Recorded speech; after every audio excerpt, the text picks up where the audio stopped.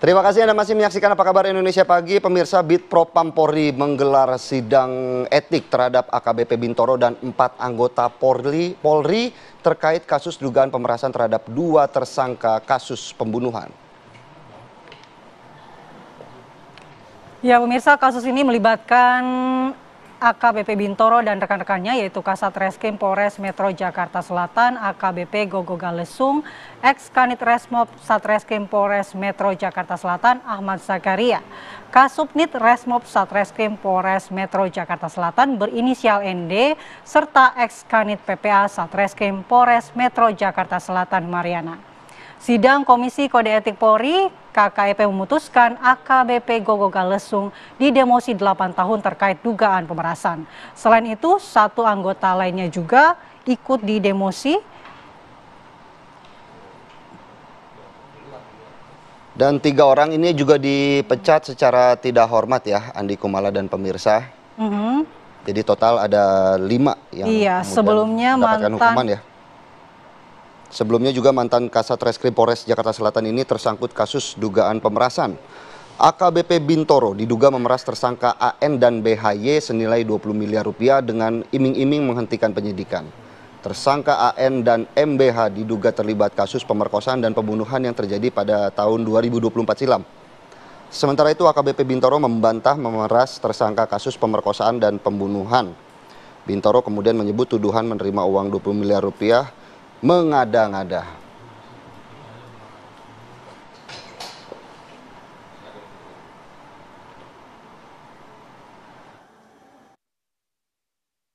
Sampai malam ini jam 8 ya, dari 5 terlanggar tambah 1 lagi yang sudah diputuskan yaitu AKBP B ya, PTDH dia. Jadi dia kena PTDH. Yang satunya AKPM masih proses, masih pemeriksaan saksi-saksi.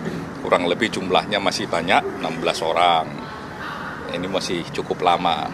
Nah, itu yang pertama. Jadi memang konstruksi peristiwanya diurai sedemikian rupa, siapa ngasih duit ke siapa dan sebagainya, makanya ada putusan PTDH. Jadi dalam konteks kasus ini secara keseluruhan ya, yang dari 5-4 ini yang sudah PTDH 2-nya demosi 8 tahun.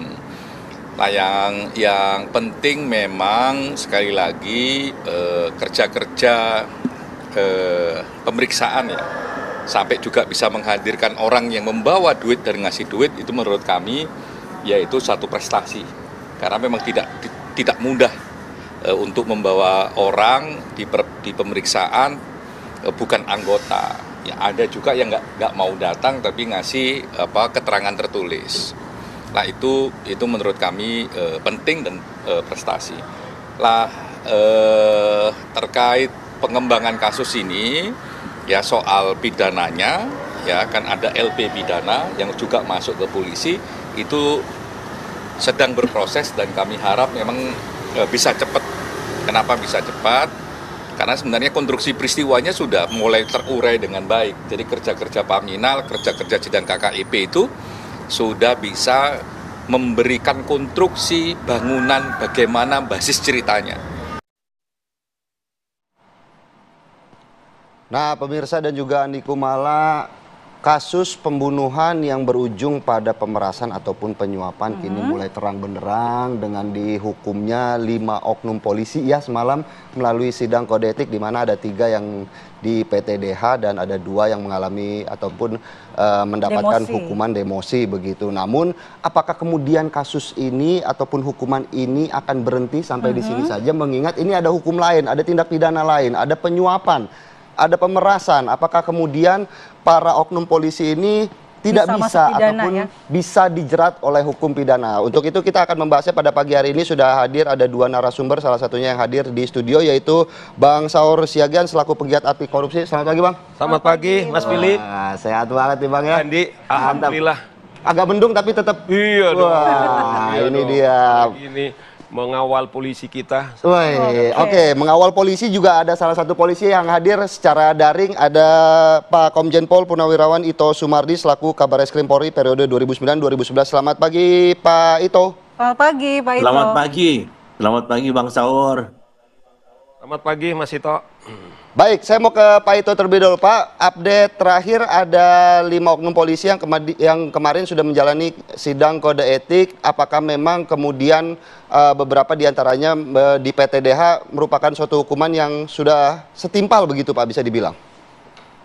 Ya, menurut saya yang pertama perbuatan ini kan dilakukan secara kolektif ya. Dan tentunya ada masing-masing peran yang berbeda dan tanggung jawab yang berbeda. Karena sudah diputuskan oleh sidang Komisi Kode Etik, berarti yang bersangkutan itu atau mereka itu terbukti ya, kan tadinya diuji dengan penolakan ataupun alibi, tapi setelah diputuskan maka terbukti secara proporsional masing-masing diberikan hukuman atau tindakan yang tentunya akan nanti membawa dampaknya apabila sudah tidak menjadi anggota aktif, maka yang bersangkutan harus menjalani sidang dalam peradilan umum ya.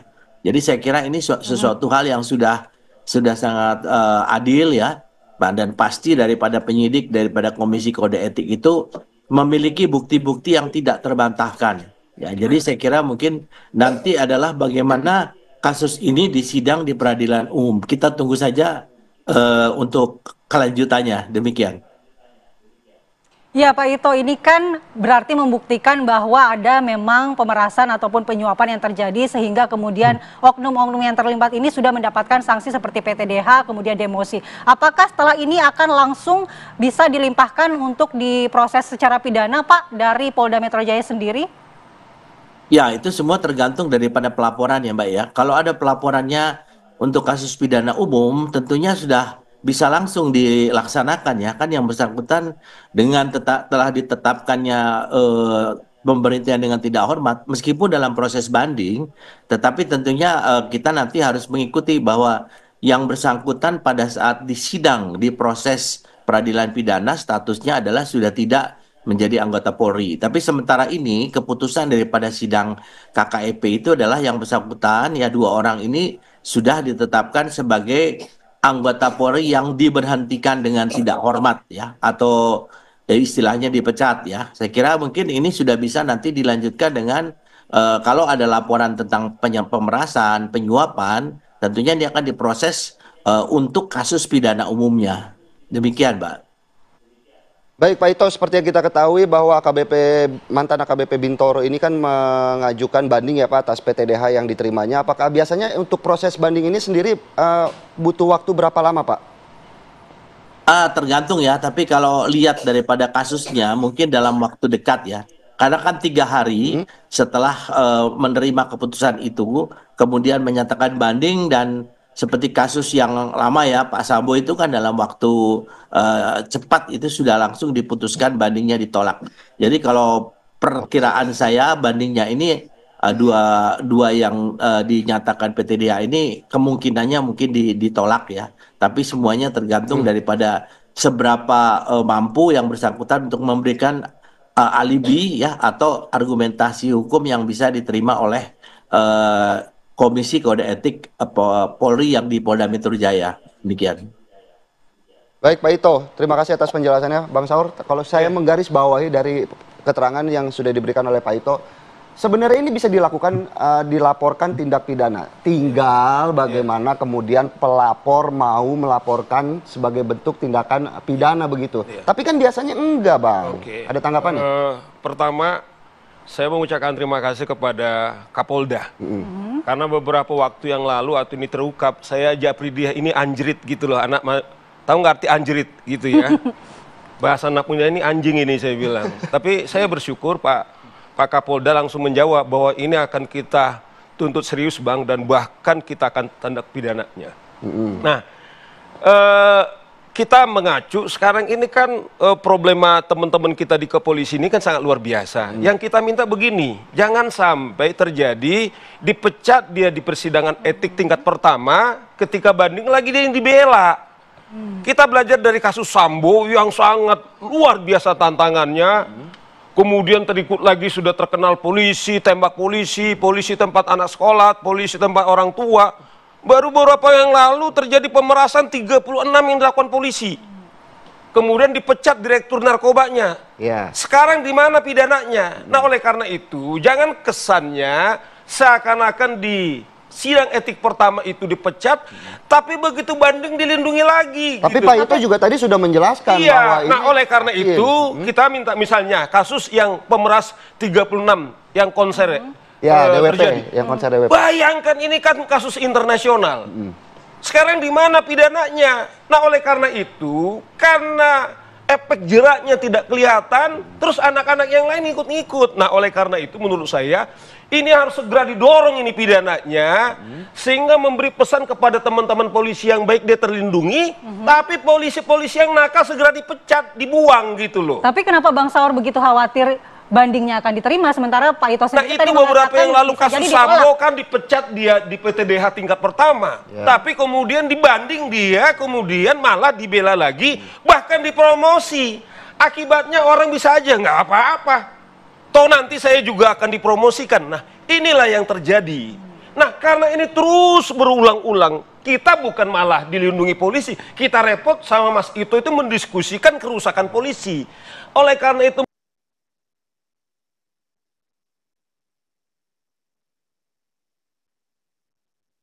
tentu perlu teladan, karena ini kan kolektif. Kalau kita lihat kan bahwa bukan saja Bintoro yang menerima Kasareskrimnya, tapi juga diduga Kapolresnya. Ini harus dituntut. Nah yang mengerikan Philip, coba bayangkan. AKBP Bintoro itu Kasareskrim sudah diduga oleh Kapolresnya. Tetapi penggantinya juga masih melakukan pemerasan yang sama. Kenapa nggak dipecat? Ya. Kan ini tidak terlalu besar permintaannya. Bukan soal udah ada dugaan pemerasan atau apalah suap dilakukan Bintoro Kasareskrim sebelumnya. Tetapi penggantinya gue melakukan. Menurut saya ini harus lebih kencang lagi dihukum. Kok orang sudah dicurigai melakukan pelanggaran hukum, dia masih melakukan yang sama gitu loh. Nah ini kan kejahatan yang sangat mengerikan menurut saya. Nah oleh karena itu teman-teman, saya percaya ini. Kali ini Pak Kapolda, karena ini teman saya, karena lama kami di KPK, ini kan yang mengkhianati teman-teman di polisi yang berjuang baik-baik, dikotori orang seperti ini, sehingga tanpa hukuman yang yang keras, ini juga harus terus berulang. Tetapi juga Mas Philip, kita ingatkan juga, pengacara yang diduga juga organisasi advokat segera mencari ini. Karena jangan-jangan ini juga kalau kita lihat adalah yang aktif melakukan pelanggaran-pelanggaran hukum. Karena kan gayung bersambut begitu ya Bang ya? Betul. Dan juga jangan salah kita ini juga Philip, Mbak Andi, saya atau masyarakat juga sebagai warga negara yang baik, jangan juga ikut melakukan pelanggaran hukum, melakukan suap menyuap. Udah anaknya, katakanlah memang, ini kan soal kematian nyawa orang Mbak Andi. Ini ada iming-iming di awal ya. Kok orang masih tega untuk mendapatkan keuntungan? Saya bilang kalau polisi ini masih dipertahankan, saya bayangkan nggak pernah dia punya naluri ke polisi dengan 3 fungsinya itu. Melindungi masyarakat, melayani masyarakat, dan juga menegakkan hukum. Tetapi advokatnya ini juga segera dipecat. Tetapi juga warga atau seperti kita ini, yang juga memberi iming-iming kepada polisi, ini juga harus dijerat gitu loh. Sehingga tidak beban ini hanya kepada teman-teman polisi, tetapi kita bersama semuanya ikut bertanggung jawab, tegakkan hukum. Nah kita ingat Mbak Andi, beberapa waktu yang lalu, waktu rapim antara polisi dengan Panglima dengan TNI, Presiden sudah mengatakan, Indonesia ini gagal kalau 2 lembaga ini kemudian tidak bisa mempertanggungjawabkan pekerjaannya. Pak Presiden itu sudah mengatakan gagal. Dan saya mengatakan, Mas Philip, kita sudah gagal sebagai negara hukum kalau polisi kita sudah melakukan seperti ini. Nah, yang menjadi kita menarik, akan bahas lebih lanjut. Betul, yang menarik adalah bagaimana kemudian tindak hukuman pidana yang bisa dikategorikan akan memberikan efek jera. Ya, dan segera ditindaklanjuti. Akan kita bahas di segmen selanjutnya, tetap di Apa Kabar Indonesia Pagi, pemirsa.